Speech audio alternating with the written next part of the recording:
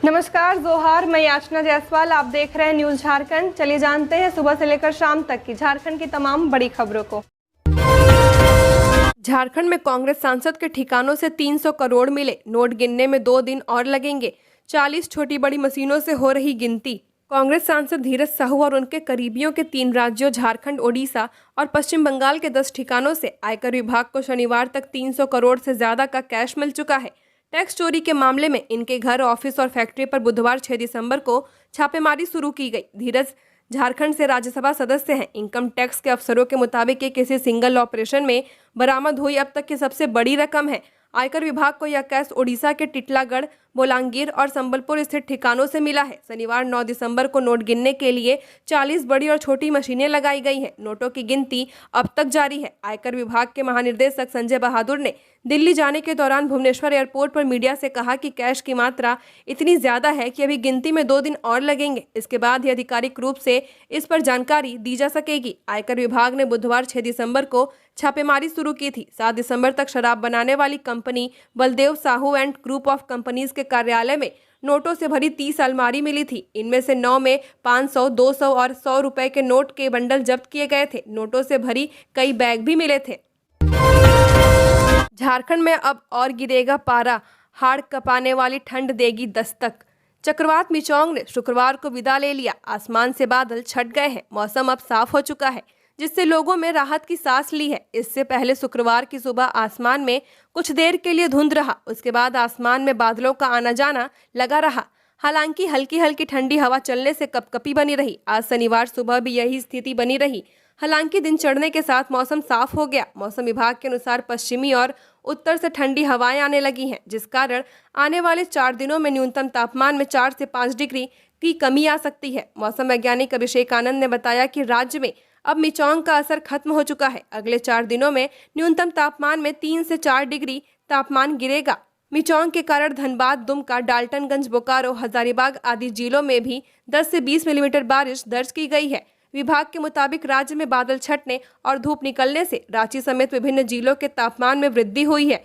पिछले 24 घंटों की तुलना में रांची के अधिकतम तापमान में 5 से 7 डिग्री की वृद्धि हुई है, जबकि न्यूनतम तापमान में मामूली गिरावट दर्ज की गई है। रांची का अधिकतम 22 डिग्री और न्यूनतम 15.5 डिग्री सेल्सियस तापमान रहा। बाबा बैजनाथ धाम पहुंचे सीएम हेमंत सोरेन, किया भगवान भोलेनाथ का जलाभिषेक। मुख्यमंत्री हेमंत सोरेन आज देवघर पहुंचे हैं। बाबा बैजनाथ मंदिर में उन्होंने वैदिक मंत्रोच्चार के बीच विधि विधान से भगवान भोलेनाथ का जलाभिषेक और उनकी पूजा अर्चना की है। इस दौरान सीएम हेमंत सोरेन ने राज्य की उन्नति, अमन, चैन, सुख, शांति, समृद्धि और राज्यवासियों की खुशहाली और उत्तम स्वास्थ्य की कामना की है। खबरों में आगे बढ़ने से पहले अगर आपने अभी तक इस चैनल को सब्सक्राइब नहीं किया है तो सब्सक्राइब कर ले, जिससे आपको झारखंड की हर छोटी बड़ी खबर के अपडेट मिलते रहे। तो चलिए बढ़ते हैं खबरों की ओर। 9वीं से 12वीं तक के विद्यार्थियों के डेटा सुधार के लिए मिलेगा एक मौका। अधिविद्य परिषद ने 9वीं से 12वीं तक के बोर्ड में शामिल होने वाले छात्रों के डेटा में सुधार को लेकर सभी जिलों को एक और मौका दिया है। इसे लेकर जैक ने नोटिस जारी किया है। इसमें कहा गया है कि अगर किसी स्कूल, +2 या इंटर कॉलेज में पढ़ने वाले छात्रों के डेटा में किसी भी प्रकार की गड़बड़ी है तो वह जैक की ओर से निर्धारित तिथि तक इसमें सुधार कर ले। संशोधन की यह प्रक्रिया जैक की वेबसाइट पर ऑनलाइन की जा सकेगी। इसके लिए सबसे पहले परिषद के पोर्टल के करेक्शन टैब पर क्लिक करना होगा। संशोधन अप्रूव करने के बाद डाउनलोड किए गए कागजात परिषद कार्यालय में 6 जनवरी तक जमा करना अनिवार्य होगा। केंद्रीय मंत्री अर्जुन मुंडा पहुंचे रांची। एयरपोर्ट पर किया गया भव्य स्वागत। कहा किसानों के विकास के लिए कई योजनाओं पर होगा काम। केंद्रीय मंत्री अर्जुन मुंडा आज रांची पहुंचे हैं। रांची हवाई अड्डा पर भाजपा कार्यकर्ताओं ने केंद्रीय मंत्री का जोरदार स्वागत किया। रांची एयरपोर्ट पर संवाददाताओं से बात करते हुए अर्जुन मुंडा ने कहा कि उन्हें कृषि मंत्री का पदभार मिला है, जो कि एक बड़ा कार्यक्षेत्र है और अब किसानों के हितों के लिए काम करना है। उन्होंने कहा कि देश के किसानों के विकास के लिए कई योजनाओं पर काम किया जाएगा। केंद्रीय मंत्री ने छत्तीसगढ़ के ऑब्जर्वर बनाए जाने पर कहा कि जल्द ही मुख्यमंत्री का नाम चुना जाएगा। इसके लिए वे आज या कल छत्तीसगढ़ जाएंगे। 10वीं की परीक्षा 21 फरवरी और 12वीं बोर्ड की परीक्षा 12 फरवरी से। Council for Indian school certificate examination ने वर्ष 2024 के लिए बोर्ड परीक्षा का शेड्यूल जारी कर दिया है। 10वीं बोर्ड की परीक्षा 21 फरवरी से 28 मार्च तक और 12वीं बोर्ड की परीक्षा 12 फरवरी से 3 अप्रैल तक होगी। 10वीं और 12वीं की बोर्ड परीक्षा अंग्रेजी विषय से शुरू होगी। बोर्ड की वेबसाइट CISCE.org के माध्यम से परीक्षा शेड्यूल की PDF फाइल डाउनलोड की जा सकती है। बोर्ड की ओर से विद्यार्थियों के लिए परीक्षा की गाइडलाइन भी जारी कर दी गई है। नकली सोने के बिस्कुट बनाने की फैक्ट्री, पुलिस ने पलामू से 3 को किया गिरफ्तार। पलामू के प्रमंडलीय मुख्यालय मेदिनीनगर में पुलिस ने बड़ी कार्रवाई करते हुए नकली सोने के बिस्कुट और अवैध हथियार सहित 3 अपराधियों को धर दबोचा है। हथियार और नकली सोने के बिस्कुट बनाने की फैक्ट्री का भी उद्भेदन पुलिस ने किया है। पुलिस के गोपनीय सूत्रों के अनुसार पहले 2 अपराधियों को गिरफ्तार किया गया था। बाद में उनकी निशानदेही पर उनके ही एक अन्य साथी को पकड़ा गया। उसके पास से हथियार भी बरामद किए गए। इस घटना की जानकारी मिलते ही पुलिस के आला अधिकारियों की भी हलचल शुरू हो गई है, क्योंकि मामला अवैध हथियार निर्माण व उसकी बिक्री एवं नकली सोने के बिस्कुट बनाने एवं उसकी बिक्री से जुड़ा है। इस गिरोह के तार अंतर्राज्यीय होने की आशंका जताई जा रही है। ऐसा माना जा रहा है कि इसमें कई सफेदपोश लोग भी शामिल हो सकते हैं। सूत्रों के अनुसार पुलिस को लंबे समय से मेदिनीनगर में अवैध हथियार निर्माण की सूचना मिल रही थी। अभी हाल ही में इन सूचनाओं के सत्यापन के लिए टीम बनाई गई थी। सभी तारों को जोड़ा गया, तब अवैध हथियार बनाने की फैक्ट्री के बारे में जानकारी मिली। लंबित PM आवास को पूरा करने के लिए ढलाई वाली छत की जगह एस्बेस्टस सीट लगाने पर जोर। प्रधानमंत्री आवास योजना ग्रामीण से लंबित आवासों को पूरा करने के लिए ग्रामीण विकास विभाग ने नया तरीका ढूंढा है। वैसे आवास जिनका कार्य लिंटर तक हो गया और छत की ढलाई बाकी है, उन आवासों में एस्बेस्टस सीट डालकर पूरा कराने के लिए अधिकारियों को निर्देश दिया जा रहा है। इसके लिए PM आवास योजना से स्वीकृत लाभुकों से बात करके उन्हें एस्बेस्टस सीट लगाने के लिए रजामंद करने को कहा जा रहा है। ग्रामीण विकास विभाग ने इस संबंध में सभी जिलों के उप विकास आयुक्तों को भी निर्देश दिया है। वहीं राज्य स्तर पर गठित राज्य अनुसमर्थन दल की टीम को भी कहा जा रहा है कि वे जब जिलों में योजना के निरीक्षण के लिए जाएं, तो ग्रामीणों को एस्बेस्टस सीट लगाने के लिए प्रेरित करें। इसके लिए नजदीक के ही किसी दुकान से एस्बेस्टस सीट खरीदकर लगाने को कहा जा रहा है। विभाग का मानना है कि इससे छत के लिए ढलाई की प्रक्रिया व होने वाली देरी से बचा जा सकेगा और कम पैसों में लोगों को अपना छत मिल जाएगा। फुट ओवर ब्रिज का होगा निर्माण, मॉडल स्टेशन बनेगा नामकुम। गुड्स शेड पर 25 करोड़ और यात्री सुविधाओं पर 10 करोड़ रुपए होंगे खर्च।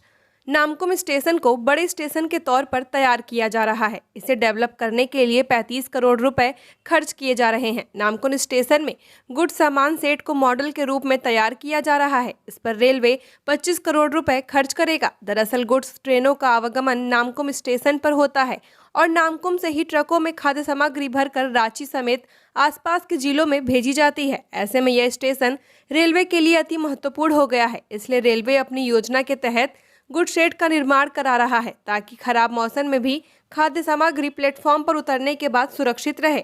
इस व्यवस्था के बाद गुड्स ट्रेनों का आवागमन बढ़ेगा। वहीं कोई भी मौसम हो, खाद्य सामग्रियां सुरक्षित रहेंगी, धूल पड़ने की भी संभावना नहीं रहेगी। इधर नामकुम स्टेशन पर यात्री सुविधाओं पर भी रेलवे की ओर से 10 करोड़ रुपए खर्च किए जा रहे हैं। स्टेशन पर यात्रियों की सुविधा के लिए प्लेटफॉर्म पर पानी शौचालय का निर्माण भी कराया जाएगा। PLFI ने कंस्ट्रक्शन कंपनी के मालिक से मांगे 10 लाख, दी धमकी। उग्रवादी संगठन PLFI ने एक बार फिर से रांची में पांव पसार रहा है। संगठन के लोगों ने तुपुदाना OP क्षेत्र में रहने वाले कारोबारी राजीव रंजन पांडे से 10 लाख की पेशगी और हर महीने रंगदारी की मांग की है। पैसा नहीं देने पर फौजी कार्रवाई की धमकी दी गई है। संगठन की ओर से पैसा नहीं देने पर उनके काम को कहीं और शिफ्ट करने की बात कही गई है। इसे लेकर कारोबारी ने थाने में सूर्य कुमार यादव के खिलाफ प्राथमिकी दर्ज कराई है। आवेदन में यह भी कहा गया है कि पैसे नहीं देने पर फौजी कार्रवाई की मांग की गई है। पुलिस मामले की जांच कर रही है। कारोबारी राजीव रंजन पांडे की ओर से थाना में दिए गए आवेदन में कहा गया है कि वह पलामू के रहने वाले हैं। उनका तुपुदाना के हरदाग में कंस्ट्रक्शन का काम चल रहा है। इसी महीने उनकी साइट पर PLFI के नाम से एक पर्चा फेंका गया, जिसके बाद उनके व्हाट्सएप पर सेंट्रल कमेटी के सूर्य कुमार यादव का नाम लिखा हुआ मैसेज में एक पर्चा आया। 20 नवंबर को जब वो व्हाट्सएप देखा तो उसमें लिखा हुआ था कि संगठन से बिना बातचीत के काम कैसे कर रहे हैं। ये मोहब्बत की कौन सी दुकान है? कांग्रेस सांसद धीरज साहू ने ठिकानों पर छापेमारी को लेकर बीजेपी से कसा तंज। झारखंड और उड़ीसा में बौद्ध डिस्टिलरीज के परिसरों पर आयकर विभाग की छापेमारी तीसरे दिन भी जारी है। जिसकी चर्चा पूरे देश में हो रही है। छापेमारी में 250 करोड़ से ज्यादा रुपए बरामद किए गए हैं। हालांकि आयकर विभाग की ओर से कोई बयान सामने नहीं आया है। नोटों की गिनती अभी भी जारी है। बताया जा रहा है कि Baldev Sahu infra private limited company boss distilleries की एक समूह कंपनी है, जो झारखंड से कांग्रेस के राज्यसभा सांसद धीरज साहू से जुड़ी हुई है। मामले को लेकर राजनीतिक बयानबाजी का दौर जारी है। बीजेपी नेता रविशंकर प्रसाद ने कहा कि राहुल गांधी से पूछना चाहिए कि ये मोहब्बत की कौन सी दुकान है। कांग्रेस के एक सांसद से जुड़े परिसर से 200 करोड़ रुपए मिले हैं। भ्रष्टाचार की मूर्ति है कांग्रेस पार्टी। गौर हो कि कांग्रेस के पूर्व अध्यक्ष अपनी रैली में कहते नजर आते हैं कि नफरत को खत्म करके मोहब्बत की दुकान खोलनी है। उनके इसी बयान पर बीजेपी ने तंज कसा है। अवैध खदान में गिरे करण की मौत, गर्भ में था तो पिता चल बसे थे। गिरिडीह में खदान में गिरे 12 साल के करण की मौत हो गई है। लाख कोशिशों के बाद भी उसकी जान नहीं बच पाई। सीसीएल प्रबंधन और पुलिस की मौजूदगी में करण के शव को बाहर निकाला गया है। शव निकलते ही इलाके में चीख पुकार मच गई। मां साबो देवी अपने बच्चे की लाश देखकर टूट गई। उसके लिए मानो जैसे पूरी दुनिया ही खत्म हो गई। उसका रो रो कर बुरा हाल है।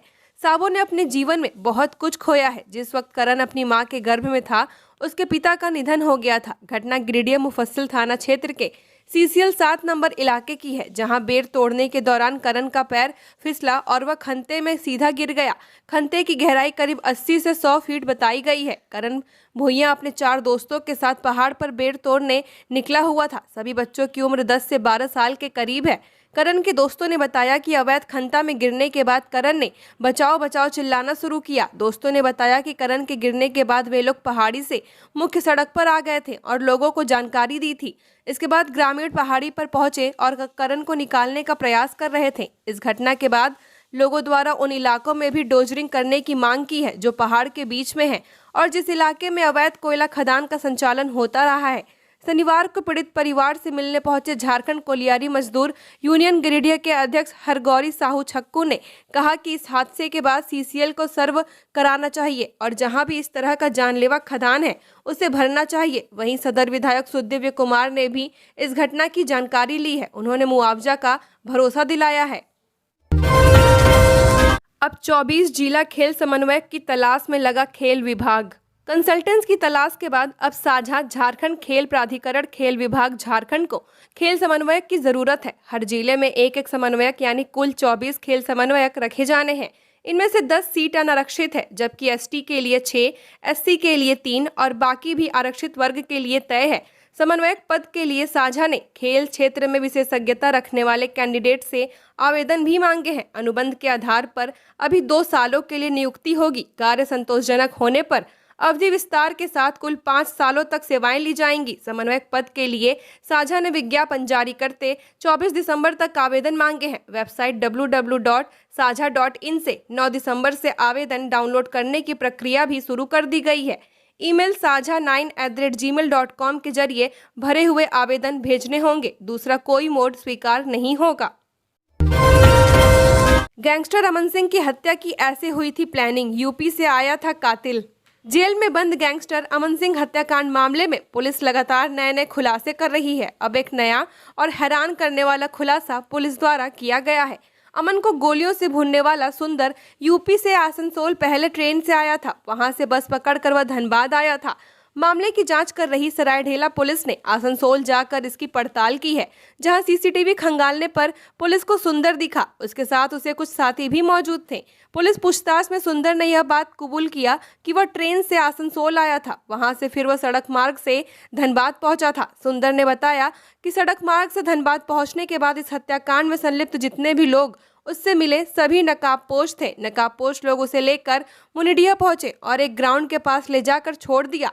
उसे चोरी की बाइक भी उन्हें लड़कों ने दिया था। इसके बाद पुलिस आई और बाइक चोरी के आरोप में उसे गिरफ्तार किया गया। पुलिस सूत्र से मिली जानकारी के अनुसार पूछताछ में रितेश सारी बातों का जवाब नहीं दे रहा है। कई सवाल पर तो वह पुलिस को ही उलझाता नजर आ रहा है।